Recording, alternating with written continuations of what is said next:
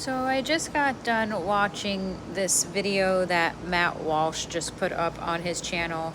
It's an interesting listen. He just put it up. It's about basically this concept of if Charlie Kirk had a crystal ball and he could see everything that was going to happen to him, would he do it all over again? Would he do anything different? And I think we all can agree he would change nothing. It was his timeline of his life. If you really even think about it more in depth, he never would have met Erica. He never would have had those children if Turning Point didn't exist, because there wouldn't have been anything to have had the job interview date for. But I don't think that he would have changed anything. And then Matt Walsh talked about this concept that I hope most of you have not had, but unfortunately I have, which is, he said, basically, in a man's last dying moments, when you are lying on the ground and you're hearing the chaos around you of ambulances and people trying to help you and all this stuff, what goes through your mind? And I hope most of you have not had those experiences. I know a few of you have said you have. And unfortunately, I have. He said, Matt Walsh, he doesn't know what goes through a man's thoughts when you're lying on the ground and it's your last thoughts.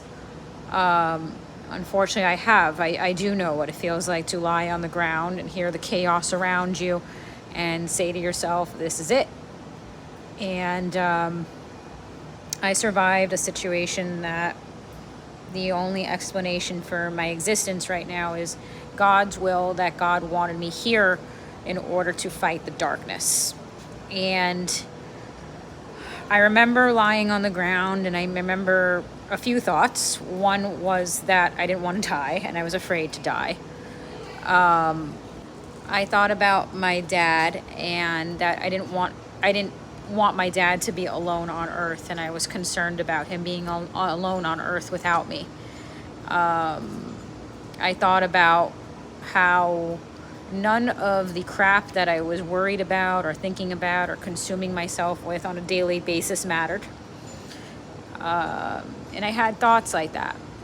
That was a big one that I was saying to myself as I'm lying there, like, guess none of this crap mattered. We have to be strong. I keep saying that over and over again, but we have to be. That we're each given a mission and a goal while we're on Earth. And my story didn't end because I still have a mission while I'm here, and I believe it's to be good and to be a light and to fight the darkness. And I'm not going to be scared or intimidated in my life. I'm going to do good, and I'm going to fight the darkness with light. I'm not going anywhere.